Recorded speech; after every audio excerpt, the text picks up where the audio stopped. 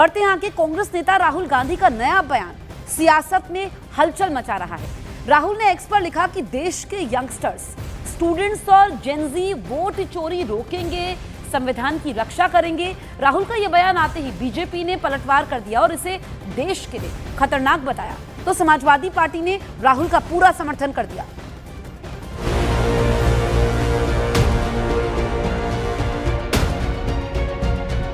100% सबूत है, प्रूफ है कि ज्ञानेश कुमार जी हिंदुस्तान के चीफ इलेक्शन कमिश्नर वोट चोरों की रक्षा करते हैं। तो हमारी डिमांड है, ज्ञानेश कुमार जी, आप अपना काम कीजिए। आपने ओथ दिया है, आप हिंदुस्तान के चीफ इलेक्शन कमिश्नर हैं। आप कर्नाटक की सीआईडी को ये सबूत एक सप्ताह के अंदर, तो पूरा हिंदुस्तान के सारे युवा इस बात को एक्सेप्ट करेंगे कि आप हिंदुस्तान के कॉन्स्टिट्यूशन, हिंदुस्तान के संविधान की हत्या में शामिल हो। राहुल गांधी ने एक बार फिर वोट चोरी का मुद्दा उठाया है। इस बार उन्होंने जेन जी यानी नई पीढ़ी का नाम लेकर कहा कि वही देश का भविष्य तय करेगी। राहुल ने अपने एक्स पोस्ट में लिखा कि देश के छात्र और युवा संविधान को बचाएंगे और लोकतंत्र की रक्षा करेंगे। राहुल ने खुद को युवाओं के साथ खड़ा बताते हुए कहा कि वे वोट चोरी को रोकेंगे और सत्ता में पारदर्शिता लाएंगे। देश के युवा, देश के स्टूडेंट्स, देश की जेनजी संविधान को बचाएंगे, लोकतंत्र की रक्षा करेंगे और वोट चोरी को रोकेंगे। मैं उनके साथ हमेशा खड़ा हूं। जय हिंद। राहुल के इस पोस्ट ने विपक्ष को ताकत दी और सत्ता पक्ष को नया मुद्दा, क्योंकि राहुल के बयान में जेन जी का जिक्र खास है। पिछले हफ्ते ही नेपाल में इसी पीढ़ी ने जबरदस्त आंदोलन किया था।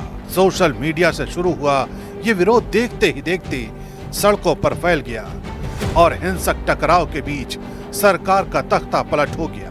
नेपाल की राजनीति में जेन जी की ताकत को लेकर पूरी दुनिया चर्चा कर रही है।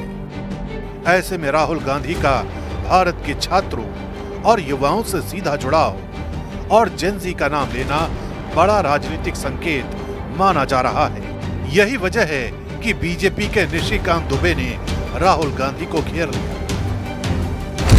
जेन जी परिवारवाद के खिलाफ है। वो नेहरू जी, इंदिरा जी, राजीव जी, सोनिया जी के बाद राहुल जी को क्यों बर्दाश्त करेगा? वो भ्रष्टाचार के खिलाफ है, आपको क्यों नहीं भगाएगा? वो बांग्लादेश में इस्लामिक राष्ट्र तथा नेपाल में हिंदू राष्ट्र बनाना चाहता है। वो भारत को हिंदू राष्ट्र क्यों नहीं बनाएगा? देश छोड़ने की आप करो तैयारी। आप कहना क्या चाहते हैं कि एक जेनजे के नाम पर देश में आप अराजकता फैलाना चाहते हैं? ये बहुत गंभीर सवाल है और ये पूरा ट्वीट किया गया और उनका इकोसिस्टम ने जेनजे के नाम से ट्वीट करना शुरू किया। ये बहुत गंभीर विषय है। राहुल गांधी जानबूझकर लोकतंत्र को कमजोर कर रहे हैं, देश में अराजकता फैलाना चाहते हैं और हिंसा अराजकता को उकसा रहे हैं। समाजवादी पार्टी राहुल गांधी के समर्थन में उतर आई। समाजवादी पार्टी के नेता आईपी सिंह ने कहा कि लोकतंत्र की रक्षा के लिए जेन जी क्रांति की जरूरत है। उन्होंने दावा किया कि अब देश का युवा अपने अधिकारों के लिए जाग चुका है और राहुल गांधी का आह्वान सही समय पर आया है। उधर बीजेपी के प्रदीप भंडारी ने भी राहुल गांधी के बयान पर जोरदार हमला बोला है। सोशल मीडिया प्लेटफॉर्म एक्स पर उन्होंने लिखा, राहुल गांधी भारतीय लोकतंत्र के लिए खतरनाक है। राहुल गांधी एक वंशवादी नेता है, जिन्हें ये देखकर जलन हो रही है कि भारत का युवा देश के विकास और आर्थिक तरक्की में योगदान दे रहा है। राहुल गांधी अपने घुसपैठिया बचाओ कैंपेन के जरिए लोगों को भड़काना चाहते हैं। राहुल गांधी एंटी इंडिया ताकतों के पोस्टर बॉय हैं। राहुल गांधी का रिमोट बॉर्डर के उस पार है। देश को राहुल के खतरनाक और बुरे इरादों से सावधान रहना चाहिए। राहुल गांधी के इस बयान को लेकर बीजेपी का पलटवार और समाजवादी पार्टी का समर्थन साफ कर देता है कि जेनजी अब भारतीय राजनीति का नया कीवर्ड बनने जा रहा है। प्रयागराज में नेता प्रतिपक्ष राहुल गांधी की प्रेस कॉन्फ्रेंस से जुड़ा नया विवाद सामने आया है। राहुल गांधी द्वारा वोट चोरी के आरोपों के समय दिखाए गए मोबाइल नंबर को प्रयागराज के अंजनी मिश्रा ने अपना नंबर बताया। अंजनी मिश्रा ने आरोप लगाया कि राहुल गांधी ने गलत तरीके से उनका नंबर सार्वजनिक कर दिया है। उनका कहना है कि वो कभी महाराष्ट्र नहीं रहे, ना ही वहां के वोटर हैं।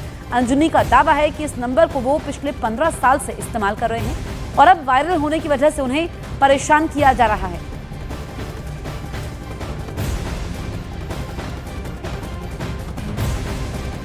राहुल गांधी ने अपने प्रेस कॉन्फ्रेंस में हमारा नंबर सार्वजनिक कर दिया है, जो कि बहुत सारा दिक्कत फेस करना पड़ा है। इसमें दिखा दिए हैं कि महाराष्ट्र में वोट चोरी हुआ है और हमारा वोटर आईडी डिलीट हुआ है, जो कि ऐसा कुछ नहीं है। ना तो हमारा महाराष्ट्र से आना जाना है, न कुछ है, तो हमारा वोटर बनेगा भी नहीं और न ही डिलीट होगा। ये सरासर फर्जी आरोप है, जो कि हमारे लिए एक तो फर्जी आरोप भी है, प्लस हमारा नंबर सार्वजनिक कर दिए हैं, तो इससे हमको काफ़ी दिक्कत का सामना करना पड़ रहा है, जो कि unknown call, fake call, fraud call ये सब आना शुरू हो गया है। तो या हमको अब अपने नज़दीकी पुलिस स्टेशन या जो भी हो रिपोर्ट देना पड़ेगा कि ये हमारा निजी मामला है और निजता का हनन भी है। और राहुल पर ये आरोप लगाने वाले अंजनी मिश्रा इस वक्त खुद हमारे साथ जुड़े हैं। अंजनी जी, पहला सवाल तो मेरा आपसे यही है कि आपको कैसे पता लगा कि राहुल गांधी ने आपका नंबर पब्लिक कर दिया? मैम, मेरा जब व्हाट्सएप पे और ग्रुप में जब मुझे मेरा नंबर शेयर करने लगे तो मुझे लगा, पहले तो लगा फ्रॉड कुछ है, लेकिन जब बाद में मैंने वेरीफाई किया राहुल गांधी जी के प्रेस कॉन्फ्रेंस में, तो लगा कि ये हमारा नंबर है और हमारा नंबर भाई गलत तरीके से दिखाया जा रहा है, जो कि हम कभी महाराष्ट्र बहुत ज्यादा गए हुए भी नहीं हैं। तो नंबर सार्वजनिक होने के बाद पिछले 24 घंटों में आपको क्या क्या परेशानी झेलनी पड़ी है? मेरा किसी के मीडिया में नंबर पूरा शेयर कर दिया, तो पब्लिक बहुत ज्यादा हैवी कॉल अटेंड करना पड़ा। कल से बहुत ज्यादा परेशानी हो रही है, अपना काम बहुत ज्यादा जो भी काम करते हो तो डिले हो रहा है, और इतना हैवी कॉल आ रहा है, फ्रॉड कॉल भी ज्यादा आ रहे हैं, अननोन कॉल अब बहुत ज्यादा बढ़ गया है, इसलिए हमको बहुत सारा दिक्कत हो रहा है। जी, शुक्रिया अंजनी आपका हमसे जुड़ने के लिए। दरअसल आपको बताएं कि कथित वोट चोरी के आरोपों को लेकर कांग्रेस अब नया दांव चलने जा रही है। पार्टी ने इसे नाम दिया है वोट रक्षक अभियान। इस अभियान की शुरुआत पायलट प्रोजेक्ट के तौर पर की जाएगी। खास बात यह है कि कांग्रेस ने 5 ऐसी लोकसभा सीटें चुनी हैं जहां उसके उम्मीदवार बहुत मामूली अंतर से हार गए थे। अब इन इलाकों में हर 20 बूथ पर एक वोट रक्षक तैनात होगा, जिसकी जिम्मेदारी होगी कि वोटर्स की सूची में कोई गड़बड़ी ना होने पाए।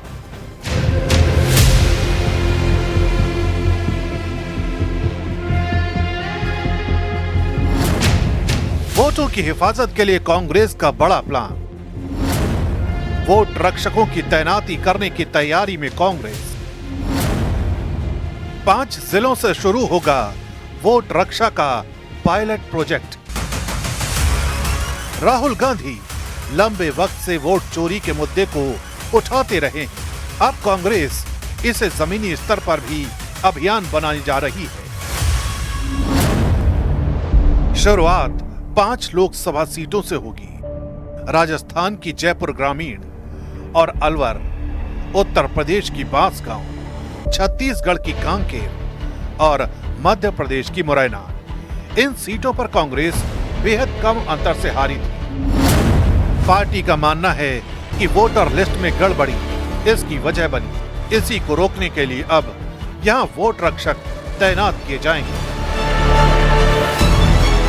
ज्ञानेश कुमार जी, आप अपना काम कीजिए। आपने ओथ लिया है, आप हिंदुस्तान के चीफ इलेक्शन कमिश्नर हैं। आपसे कर्नाटक की सीआईडी सबूत मांग रही है। आप कर्नाटक की सीआईडी को यह सबूत 1 सप्ताह के अंदर दे दीजिए, नहीं तो पूरा हिंदुस्तान के सारे युवा इस बात को एक्सेप्ट करेंगे कि आप हिंदुस्तान के कॉन्स्टिट्यूशन, हिंदुस्तान के संविधान की हत्या में शामिल हो, हिंदुस्तान के संविधान की रक्षा नहीं कर रहे हो और वोट चोरों की आप मदद करें। कांग्रेस की योजना के मुताबिक हर विधानसभा क्षेत्र में 20-20 बूथ पर एक वोट रक्षक जिम्मेदारी संभालेगा। उनका काम होगा मतदाता सूची पर नजर रखना और अगर वोट जोड़ने या हटाने में कोई धांधली दिखे तो तुरंत कार्रवाई कराना। सबसे पहले वो स्थानीय स्तर पर चुनाव आयोग के पास जाएंगे और अगर बात नहीं बनी तो मामला दिल्ली तक पहुंचाएंगे।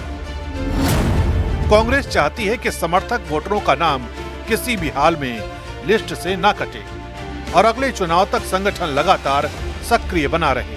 कांग्रेस का ये अभियान सिर्फ पायलट प्रोजेक्ट तक सीमित नहीं रहने वाला। पार्टी ने ठान लिया है कि 2029 तक वोट चोरी को बड़ा मुद्दा बनाए रखे। वोट रक्षक अभियान के जरिए कांग्रेस लगातार ये संदेश देना चाहती है कि चुनावी प्रक्रिया में गड़बड़ी हो रही है और वही इसे रोकने के लिए गंभीर कदम उठा रही है।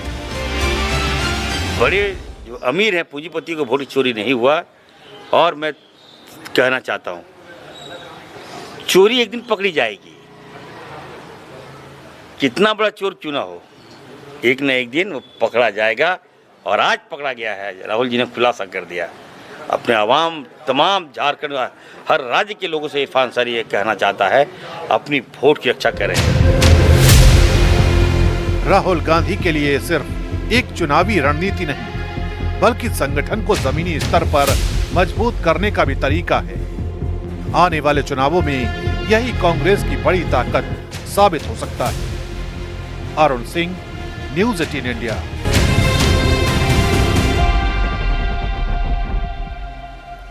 Chief of defence staff Anil Chauhan ने कहा कि सेना ही वो जगह है जहां कोई परिवारवाद नहीं है। सीडीएस के मुताबिक सेना में जो मेहनत करता है उसे पहचान मिलती है। चीफ ऑफ डिफेंस स्टाफ ने ये बात रांची में आयोजित एक कार्यक्रम में कही। उन्होंने ये भी कहा कि नागरिकों की सुरक्षा को ध्यान में रखते हुए ही ऑपरेशन सिंदूर को रात 1 बजे शुरू किया गया।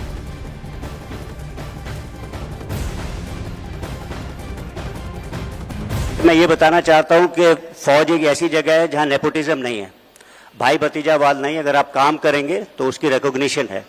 तो ये एक इम्पॉर्टेंट चीज़ है जो हमें याद रखना चाहिए। मैं ये बताना चाहता हूं कि फौज एक ऐसी जगह है जहां नेपोटिज्म नहीं है, भाई भतीजावाद नहीं। अगर आप काम करेंगे तो उसकी रिकॉग्निशन है।